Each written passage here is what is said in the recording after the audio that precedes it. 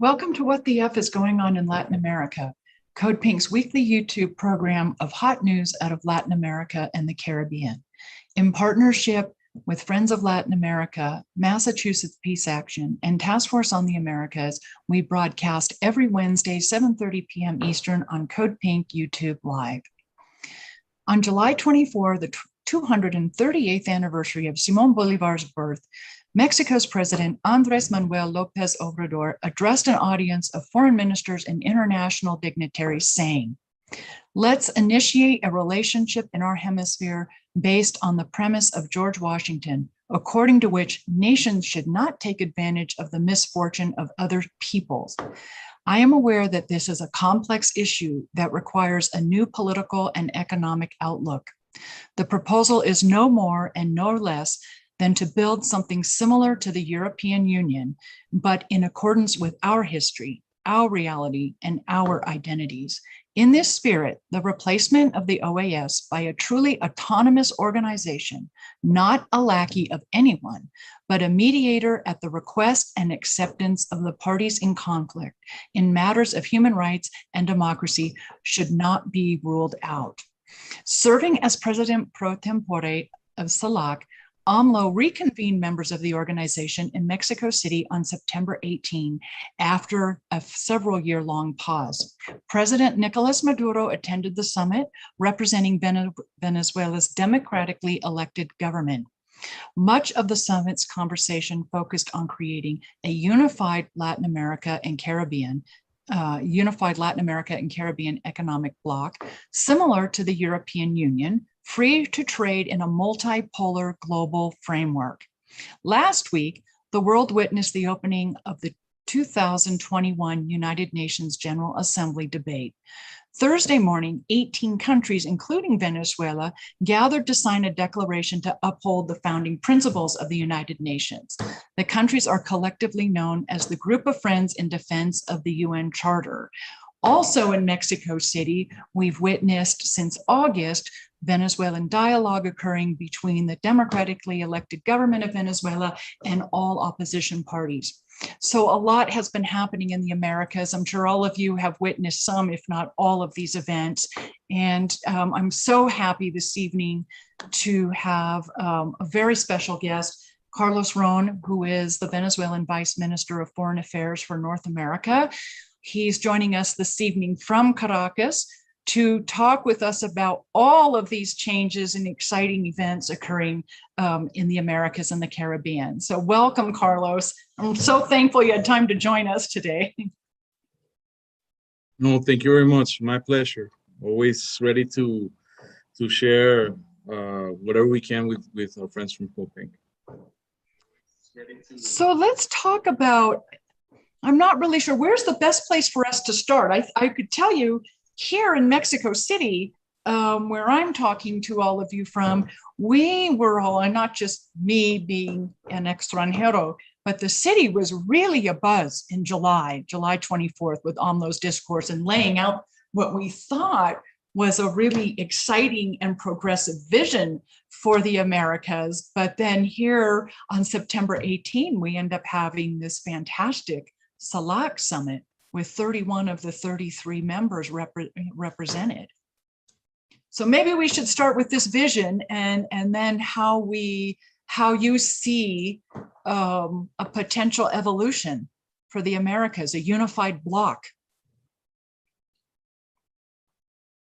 I agree. A very important moment back in July when President stated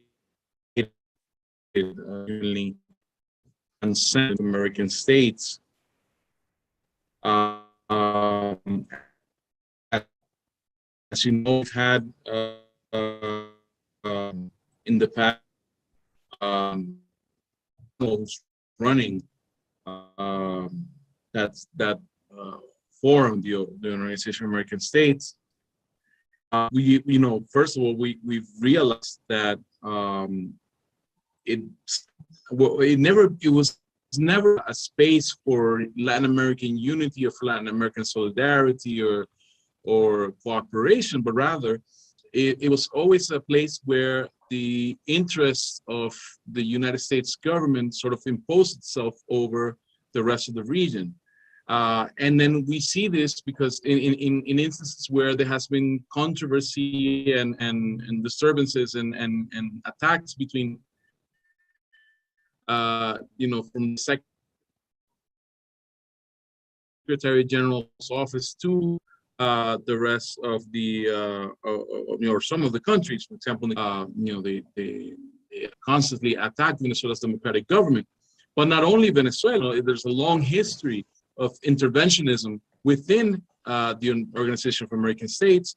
It's an organization that allowed or sort of, legitimated U.S. intervention in the 1960s in other countries, such as the Dominican Republic in 1965 in particular. It also approved the exclusion of Cuba from the space, and that's the exclusion of a country, unlike Venezuela, which decided to, in a sovereign move to leave the space of the Organization of American States. Cuba was expelled soon after the Cuban Revolution arrived. So it was never really a space of complementation of, or where you could actually work together, but rather it was an attempt to impose a certain line on the rest of the region. And it's also, I believe, and I've said this before, that sort of mentality, a colonial framework, where you still hold many of the countries in the region, subjected to funding and other things that come from the inter-American system that sort of generate dependency. So, for example, politically, the Organization of American States is an empty shell. I mean, it's not really the space where Latin American countries can feel like they can go and communicate their concerns. But there's an inter-American system that includes a human rights court, that includes the Inter-American Bank, Development Bank. There's other instances within this framework, strongly financed by the United States, which also generate dependency in some of the countries that have weaker economies, or that have other issues that tie them to the system. So what we believe is that it's time to transcend this type of framework to develop a space where we can actually be on equal terms, on equal footing, where our interests are more similar, where the main interest is to cooperate with each other, respecting each other's political orientation, respecting every country's sovereignty, respecting every country's internal affairs, not sanctioning other countries, or not the aggression that we see. I mean, for example, the Organization of American States in its charter states explicitly that not one country can use measures of coercion against any other for whatever political reasons. This is not followed at all. We see the United States sanctioning Venezuela, Nicaragua. Cuba is no longer a member, but at the time it also applied measures against Cuba. And there's nothing, there's a silence, because the Secretariat doesn't respond to the interest of who pays the bills, which is mainly the United States.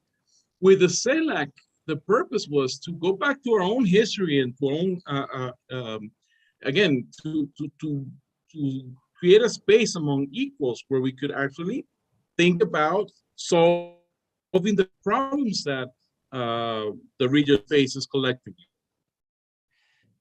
Could you tell our audience? We believe that this is today. Sorry.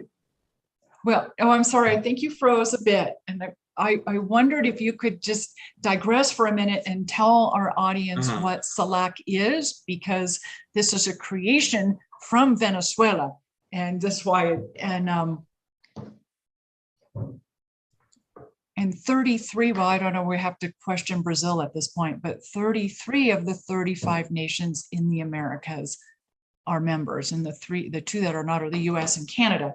And maybe just give a quick description of CELAC. Sure. So CELAC is a space that was created to be the space of the countries of Latin America and the Caribbean. Like you said, the only two countries in continent that do not belong in CELAC are the United States and Canada, because they have another history, another sort of interests, and another way of viewing each other with relation to the region. Unfortunately, last year, with as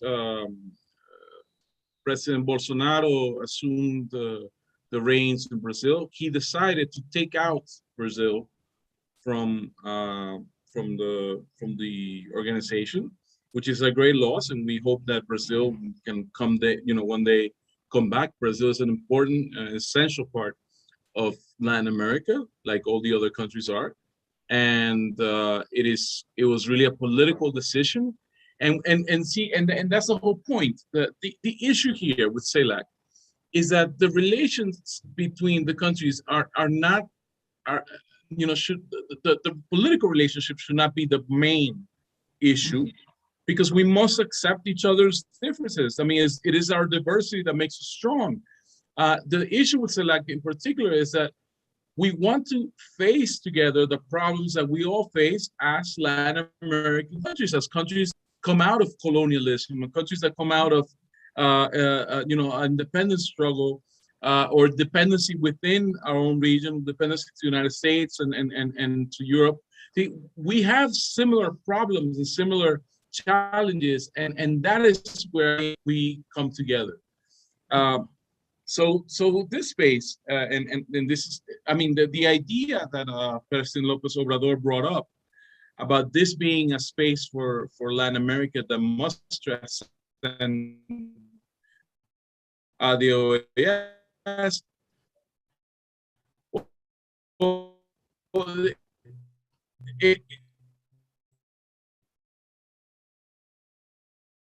Expressed by President Chavez in 2011, that there's now a new environment, a new climate in the region that sees this as an opportunity. And I would have to say that one of the key issues that brought us together, or maybe two key issues that have brought us together to strengthen, one has been the COVID-19 pandemic. It is urgent for us to find ways to address this, as a common group, rather than, because there's a very different situation between the of America and of North America. I mean, Canada and the United States have totally different realities, have had totally different to tend to the pandemic. So we can't compare, and we also cannot be in a position of on these countries in order to move forward and to address the pandemic. We must try to put together our potentials and see which ways we can resolve them. This was one of the issues that was discussed in the summit a couple of weeks ago. And the other issue that I think is important is that we are also facing a common reality of climate change. And the common reality,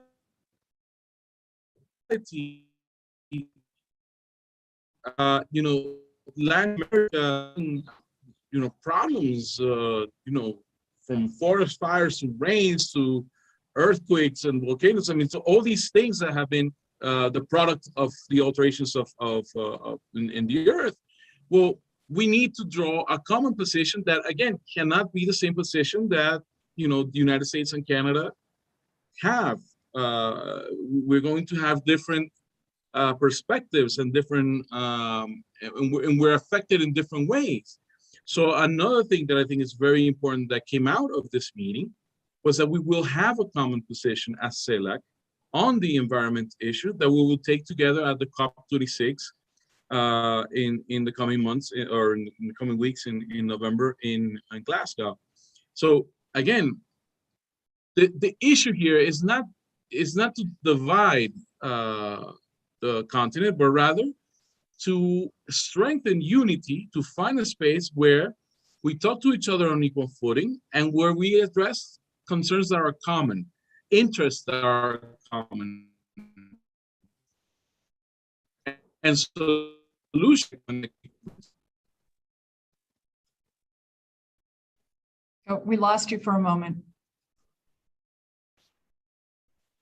Yeah, and I was saying, the issue here is that we can face, together challenges and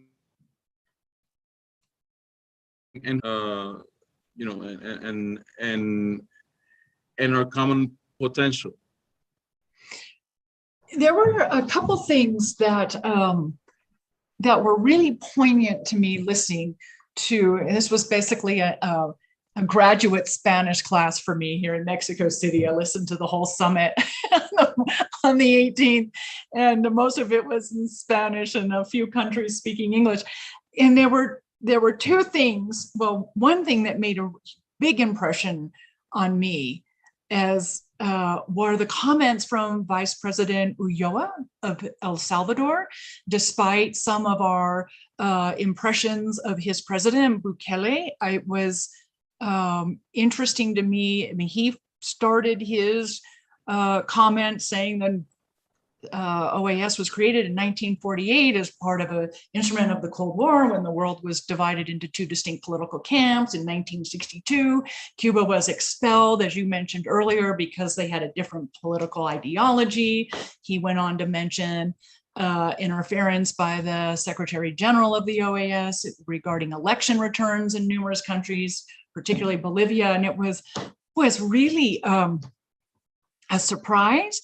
But for me personally to hear that, because we have this vision of what is happening in El Salvador now, particularly with the president, but it was also very telling that he was expressing on behalf of El Salvador this position of manipulation by the OAS, that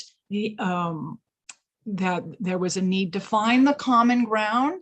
And he did flat out say the political differences, are secondary and can be resolved later. But the need to create a unified response to COVID-19, to create a unified economic bloc that can deal with the world in a multilateral fashion. And he flat out said, we have CELAC. It's an existing institution. It's efficient, it's effective, and it already exists.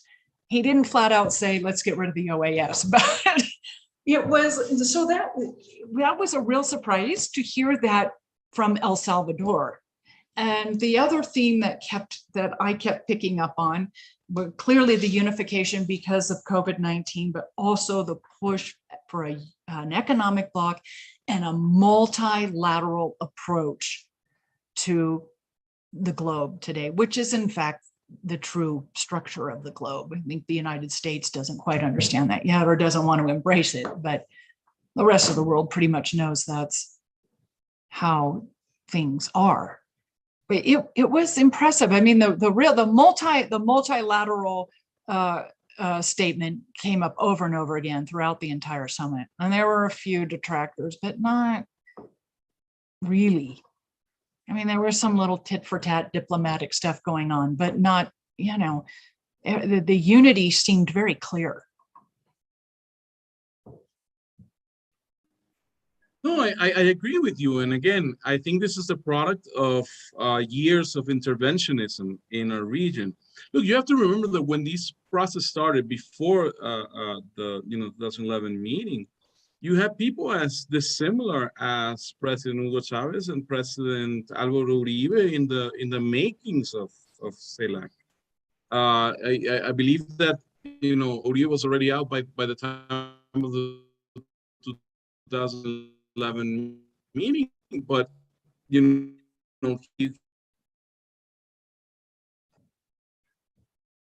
he was in initial CELAC. To say we have worked this team. I mean, we know we have differences. It's time that we do this. Now, what we can't tolerate is not of opinion or political positions from our governments. What we can't tolerate is interventionism.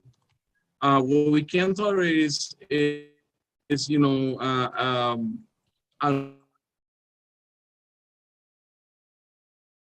another trying to exert pressure on other.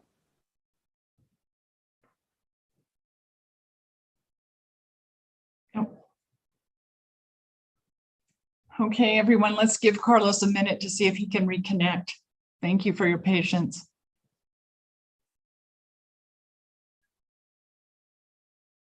Carlos, do you want to talk with us audio only? Would that maybe be better?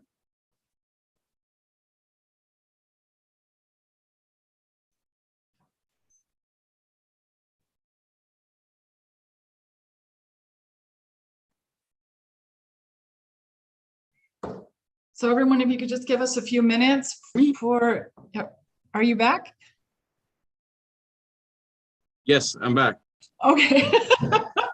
Do you want to try and talk with audio only, or should we just we'll just keep going? Let me show the video in case that that helps. I believe that might help better. And right. Sorry about that. No, it's quite all right. We're what I was saying before, and I'm not sure. Okay, I'm not sure if we got cut off at that moment, but what I was saying is, in the past, when the process of CELAC was starting, right before even, the CELAC was actually formed, but, when we're in the process of making the space, you had positions as similar as President Chavez and President Álvaro Uribe in Colombia. These are, two very extreme positions and quite very different. There's probably nothing that you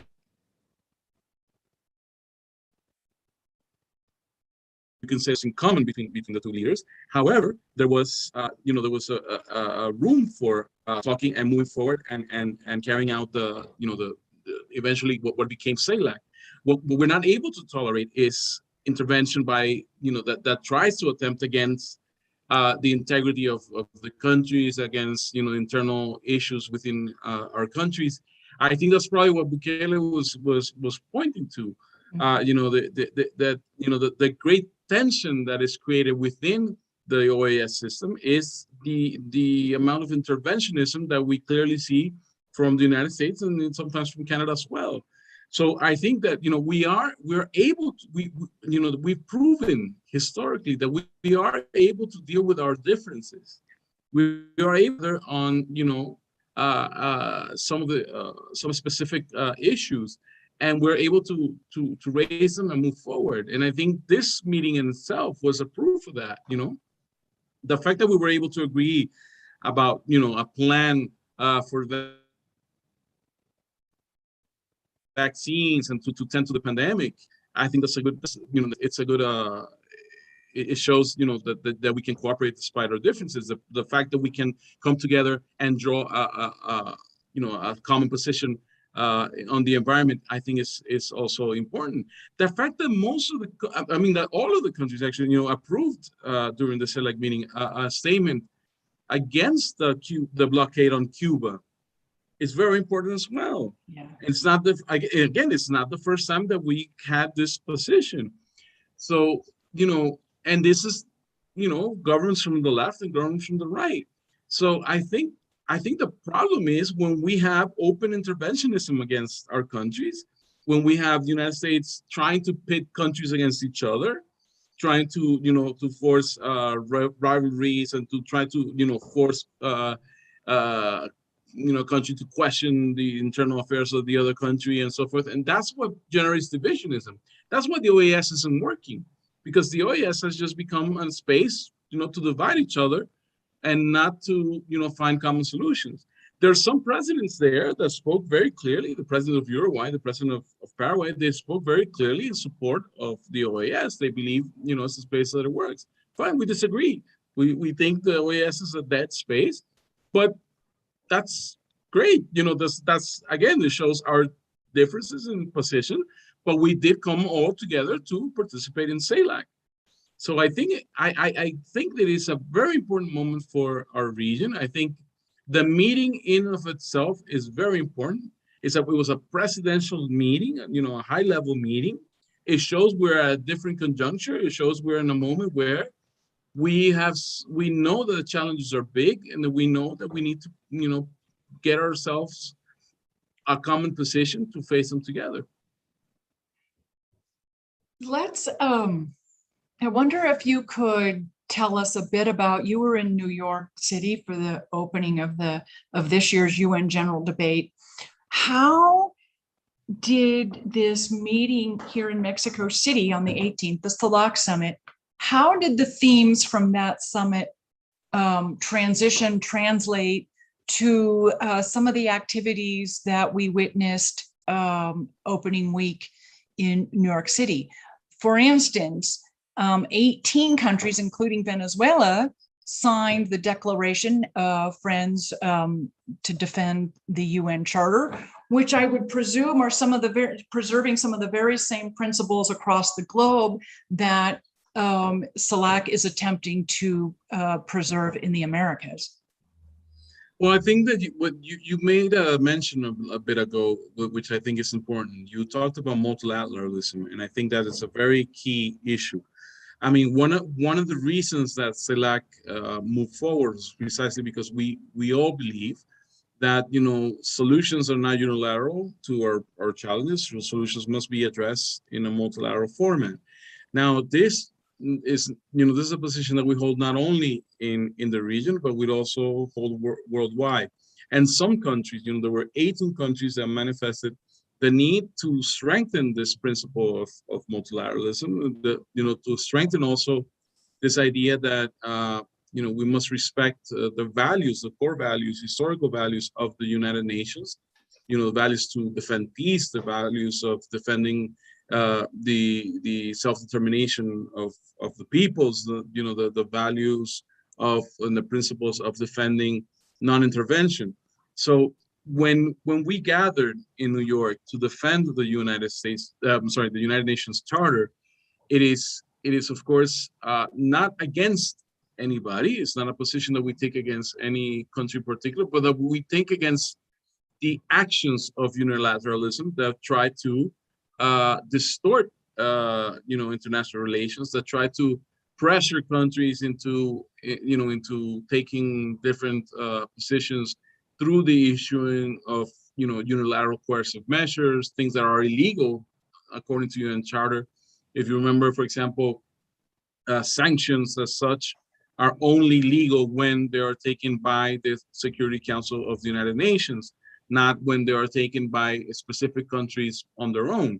And again, the meeting of the Friends of the Charter was a meeting that took place with countries that, again, are very, very dissimilar in their political orientation and their historical background, but that they come together realizing that it is important to take a stand in defense of multilateralism, in defense of diplomacy, in defense of peace, because when countries start acting outside of international law, outside of this framework that we have built.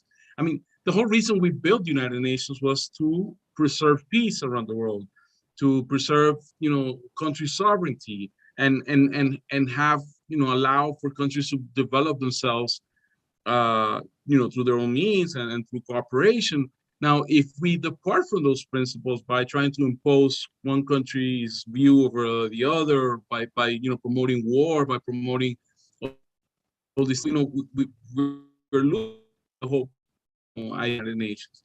So we feel that it is a time where we need to go back to the principles of the to remind the world that most are still defending this charter, are still committed to the principle on this charter. So there's a lot, I've got like a ton of things I want to ask you now as we start talking. There's something that hit the news today that to me is another sign of this embrace of multilateralism and this trying to break this yoke, this stranglehold that the United States and its related international institutions have on so many countries. Peru announced that it's going to adopt blockchain technology and adopt a cryptocurrency that is going to be, I guess you can exchange it into a basket of currencies, including the euro and the US dollar, and I think the real in Brazil too. Now, Venezuela introduced the petro in 2019, I think, one of the first countries to adopt a cryptocurrency, and we heard El Salvador has done the same. So what does this mean to you, this adaptation of cryptocurrencies by a number of countries now? I think Argentina is exploring this option as well.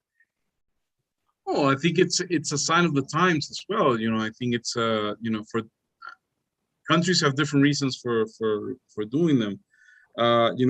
We in Venezuela, for example, adopted Petro as part of our struggle against the blockade, the financial blockade that we're seeing in the United States, and that itself was attacked also by United States unilateral measures. But I think it's a sign of the times. It's a new way of engaging financially, and it's a new way to also contest the dominance of United States or that the United States have over the international financial system. Because most of the thing that we see today is some tied to the United States. Now, these initiatives are not new in the sense that for many years, we know that countries have been seeking ways to have a more independent financial system that gets corrupted by the whims of one country or the other. And we know, that there's exchanges that take place between Russia and China, for example, within their, their own currencies, and there's other, attempts. But it is a difficult thing to do.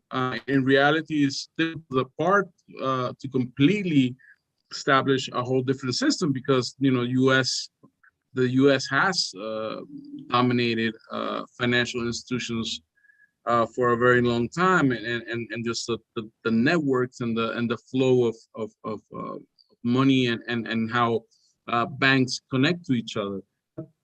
It is a sign of the times that things are changing, that people are trying to have a more independent financial system that I think is important for humanity. Again, dependence on one country or dependence on in whatever aspects that may be, whether it be financial, whether it be for cooperation, whether it be for health, it's always a dangerous thing. I think what the world is seeking through multilateralism and through all these different alliances that we see, regional alliances everywhere, is to find common ground between similar countries and that you generate cooperation, not dependency. At the end of the day, most countries, after the fall of the Berlin Wall and the new context that we have after the Cold War, well, it's important that which are to does not tie to a specific superpower diversity and in that make sure that respect each other's. I think that is key.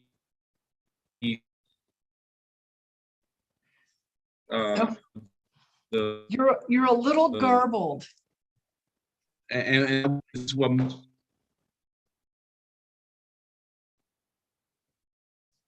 Are you there still?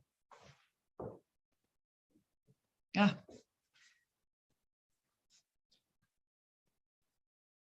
Okay, everyone, if you could just sit tight for a minute or two. Let's see if Carlos can rejoin us for some closing comments. We're very lucky that he was able to connect. Oh, here you. Okay.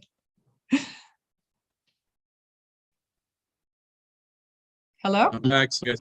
Oh, okay. Yeah, you hear me? I'm so sorry, guys. Oh, no, it's okay. We won't keep you much longer because I'm just so thankful you had some time today to do this. So, yeah, I mean, I would, this blockchain technology and the development of cryptocurrencies really is a way. And I know this is somewhat controversial when I say this because not all countries feel this way, but I think for so many of us that have done anti-sanctions work, we view it quite like you have said. It's a way to break through, one country's, currency and one country's financial system, controlling what everyone else on the planet can or cannot do as far as international trade and exchange. And it's also just a very, it's a modern way of handling economic transactions. And I think there were a couple countries that, were very, particularly with younger governments such as yours, where this is just the way of the future, and things are just evolving that way for multiple reasons. I wonder, Carlos, if you could tell us, well, two things I'd like to ask you, if it's at all possible for you to comment on the Venezuela dialogue happening here in Mexico City. I guess I personally would say it's been quite an experience living here for the past year. I've been going to language school, as many in the audience know. The leadership that the Mexican government, specifically President Lopez Obrador, has shown for the hemisphere in helping orchestrate this dialogue, helping organize the CELAC meeting on September 18th. It's really pretty exciting what we're all witnessing here. Mm-hmm. I'm not, you may not be able to, I'm not expecting you to divulge what's being discussed at the table, but it's a great thing we're witnessing. And not just for Venezuela, It's a terrific sign for all of the Americas with what your country is doing at the moment. Yeah, well, I think I'll say this. Of course, I'm not part of the negotiating team, so I cannot give you specific details on the negotiations. But I can tell you what has gone on, so far. And I think that, and we could probably just talk about a couple of things that I think are important. First of all, as you well know, we have undergone, during the last few years, very tough moments in Venezuelan history. I mean, in 2014, 2017, we saw very violent actions on behalf of or by some of these actors in the opposition. That we're almost pushing Venezuela into the brink of a civil war or an unconstitutional transition, trying to overthrow the president, trying to kill the president, trying to just engage in political violence. The fact that the same groups that at the time, were led these movements that, into violence and that they are now back at the negotiating table, I think is a great achievement, and it is of great benefit to the country. And that is one of the things that, if anything that we take away tonight on this issue of the dialogue, it should be that, that it is important that these groups that had opted for violence are now sitting back at the table. It is not an easy negotiation. It's very, as you can imagine, it's very complicated because there are many, many differences of views on what the future of Venezuela is, or what should be. But that this part of the opposition finally is back at the table, I think is very important. And we are thankful of Mexico and Norway and all the countries that have, cooperated into facilitating this. Also, I think that it's important that when you see the document that was the establish the rules, so to speak, of how the dialogue was, or the agenda, better, of what was going to be discussed. Well, the document clearly states that this is a dialogue process between the government of the Bolivarian Republic of Venezuela, headed by President Maduro, who's being represented by the President of the National Assembly, Jorge Rodriguez, and the platform, the unity platform of the opposition, which represents this one part of the opposition. We're not talking about two governments sitting down. We're not talking about two presidents. We're talking about the government and an important opposition. So I think that is also very important for what we've seen so far. Besides this, there have been some agreements that have already come up in the sense of united positions that Venezuela has taken, both the government as well as this group of the opposition.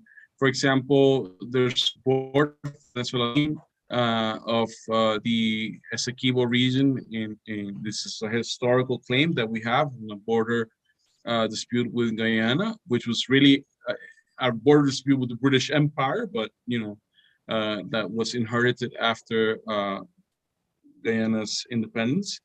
And then we have also agreed to set up a roundtable for addressing important social concerns that the country has. Elements that we are bringing to the table include, the lifting of sanctions. I think that's a discussion that we're bringing up. Of course, these sanctions are imposed by the United States government, but it was part of this opposition from the unity platform that called and eventually asked for some of these sanctions to be implemented against Venezuela. So it is important that that this discussion is going on. And in the recent days, there was also an announcement, another agreement or another common position that was made, a rejection to the attacks that were suffered by Venezuelan immigrants in Chile, where it was very regrettable that we saw this xenophobia and these attacks against our Venezuelans by people that unfortunately see as a threat or as who knows what. But there's a common position by and this should not take place. And there was also a statement where that was read by the facilitator, sorry, from Norway, where it was mentioned that we will include or take into consideration more of the issue of gender when we address and consult in the coming days society as to where this dialogue process is going. That's as far as I believe I can share with you with regards to the dialogue process. But again, I must emphasize, the government of President Maduro has always been open to dialogue. We have been in permanent dialogue with parts of the opposition. Part of the opposition is already, participating in the last elections in the National Assembly. So what is important is that this one part, represented by the unity platform, the so-called G4, which is four political parties in particular, including that of where Juan Guaidó was a member. Well, they finally came to the table, and I think if we can conduct a process where violence is completely discarded, is completely renounced, is completely abandoned by the opposition as a means of doing politics, but rather we on the ballot box, we concentrate in public debate, we concentrate in all those things that strengthen our democracy, then we will have a very successful outcome of this dialogue, and that's what we're really seeking for the peace and for the future of the country. So I think these are very hopeful times. Again, these are difficult negotiations because there's a widespread differences in our opinions and how we look at the country and what we think the country's future should be. But it is important that for the sake of the Venezuelan people, we're all sitting down and trying to work these things out peacefully and in dialogue and not through violence. I think it's an absolutely, I have, it's very exciting, it's very hopeful, and it's an incredible example for the rest of the Americas, the rest of the world, actually, what your country is doing right now. It's such a, I mean, it's really, it's a microcosm, or it's one nation's example of what all of CELAC would like to achieve, where you have a country resolving its politics, its economics, its cultural issues, all of it. You have a nation resolving all of the issues itself. You have all these different political factions sitting at the table, the government and all the other political parties, and it's such a fantastic thing to see after so many years of attacks from outside of your country, to see this, because this is what everyone is striving for, to be left alone to solve problems ourselves, or each nation's on its own, with its own people and its own institutions and its own structures. No, correct. I believe that is, one of the things that we have, often strived for, and that we've asked people to understand, that this is a real issue. I mean, the solution to Venezuela's problems can only and will only come from Venezuelans. Everything that you try to impose from outside, or you try to force from outside, will eventually crumble and fall. I mean, there's no example in history where intervention has somehow, improved the situation of any country. I mean, and you could just take Afghanistan as a recent example. Yeah. Yeah. I mean, you saw 20 years of intervention. Yes, it played a role and maintained, certain positions. And once you take intervention out, then you almost had the same, the same scenario all over again, with the fact that you had 20 years of, a terrible war. Now, we don't want that for Venezuela. We don't want an intervention that would take us 20 years to find out that, it never should have been. I mean, what we want is to have the opportunity to solve our own problems on our own with Venezuela. At the end of the day, what some people outside don't realize is that we Venezuelans still have a lot of things in common, both government and opposition. We have a common history. We have families that that are in both sides of the debate. So it is up to us to clear out our differences and find our solutions, and avoid war, and avoid confrontation, and avoid tensions. This can only happen if we solve our problems ourselves, not if we have interventionism from any country trying to meddle into our own affairs. It's such a beautiful example of what's possible, and you and your nation are making it a reality for the rest of the world, the rest of the hemisphere, to witness this possibility. Is such a great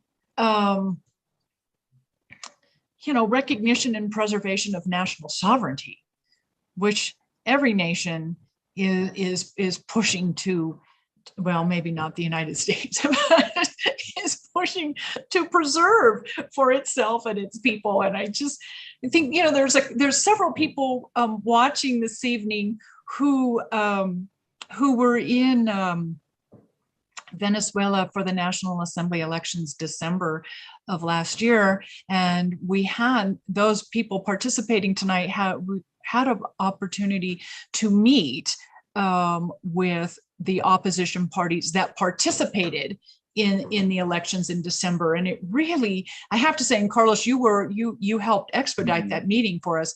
It was really probably one of the best educational moments for those of us who have been doing solidarity work with Venezuela and anti-US intervention work and anti-sanctions work. It was a really eye-opening moment for us to meet with people against the government who overtly said, and this is not a narrative you hear in the United States, they opened the meeting with us saying, we believe the Venezuelan electoral process is free and fair and without fraud. And they continue to participate. They believe that they do want change in the country, and it's a different political and economic model than currently exists, but they believe, and they overtly shared this with us, that they believe in effecting change by constitutional means, which means forming political parties, which means participating in the electoral process. That is the majority of the opposition in your country, and those are the people we never hear about in the United States.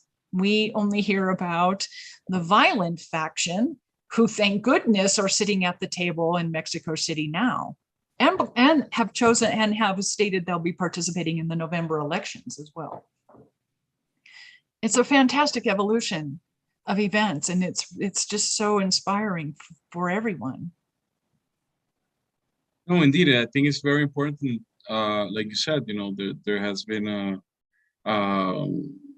there's always been, part of the opposition that wants to maintain within the democratic norms and within the constitutional framework. Now, we have to take this opportunity now that we have at this dialogue table, that we have those that renounced the Constitution, that acted against it, to now, maybe come back and maybe, abandon those practices definitively. So, that we can preserve our peace and our democracy the way it should be. Again, I think it is important that there is understanding outside of Venezuela of the importance of dialogue, that we, like you said, the narrative that you often hear in Washington or in other places in the United States comes from a small group of people. There's still a small group of even smaller group of people in the opposition that have want nothing to do with dialogue, that that still claim that the best for them the best option is for the Marines to land and bomb everything out, and and just hand over power to them and hand over the country. This unfortunately is still true of a very small minority, but it's still true. So what people that are engaged in peace, that are engaged and committed to democracy around the world should do is precisely support the dialogue process.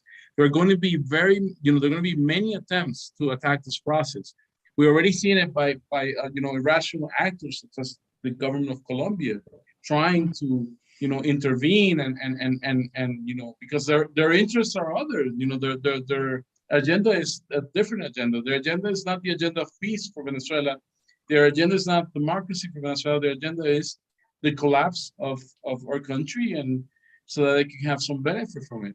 So I think it's important that anybody, again, you don't have to agree with our policies, with socialism, with our views, but please, we ask that you respect the will of Venezuelan people to carry out, our democracy freely, and to carry out our dialogue process freely, free of intervention, and to allow us to solve our own problems. I think anybody who's really committed to democracy and to peace has to support the dialogue processes and see and help get them, to their conclusion without any interruption, without any, intervention from anywhere else. It's such a great example, a single nation example of what's possible for the entire hemisphere, and well, specifically for the countries that create CELAC. It's just I mean, Venezuela is really setting the example of what is possible when people are left alone to solve their own problems their own way.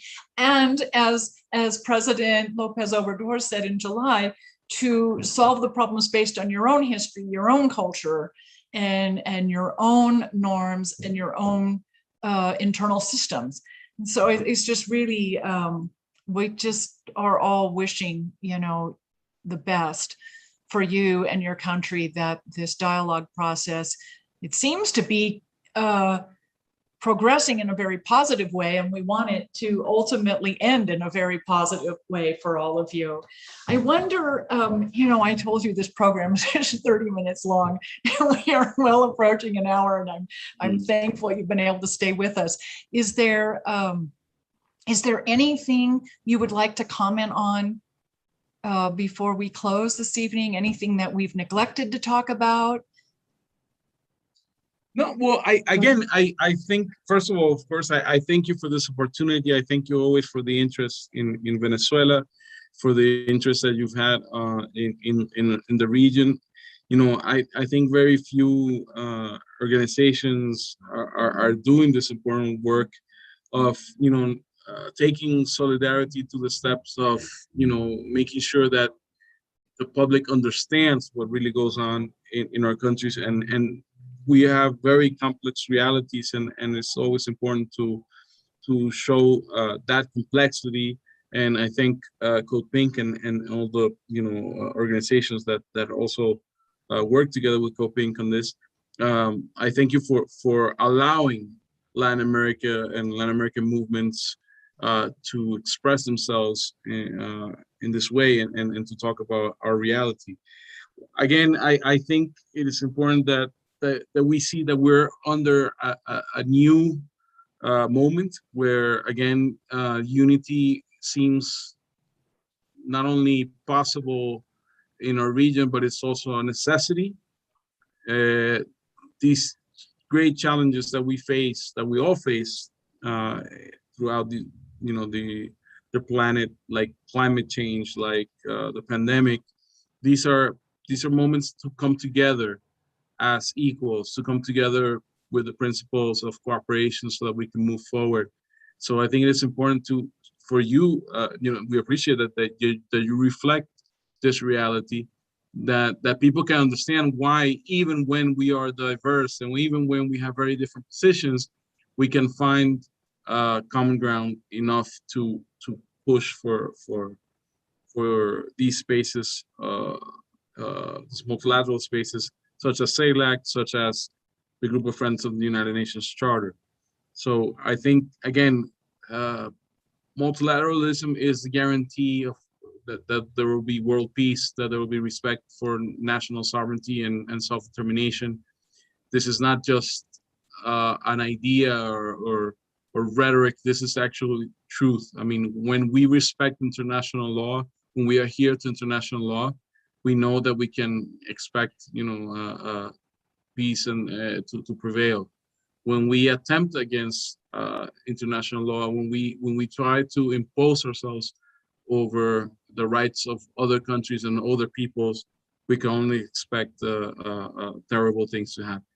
So that will be, I guess, my you know, the message that we have. And again, thanking you for this opportunity to engage on these issues.